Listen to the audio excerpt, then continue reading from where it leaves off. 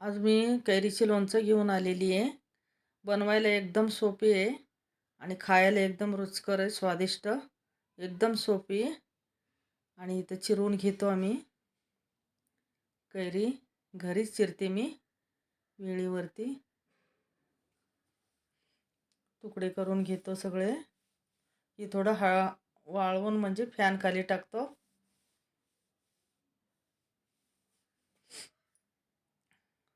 थोडंसं त्याचं पाणी कमी व्हायला पाहिजे. 1 स्पून एवढं हळद टाकून घ्यायचं.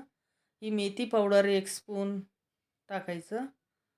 आणि 1 वाटी लाल तिखट, 1 वाटी मीठ, 1 वाटी मोहरीची पूड, 1 वाटी लसूण, सगळं मिक्स करून घ्यायचं. त्याच्यामध्ये आता तेल गरम करून गार करून घेतलेलं आहे.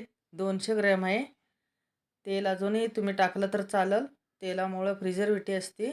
छान आहे, करून बघा. खूपच सुंदर.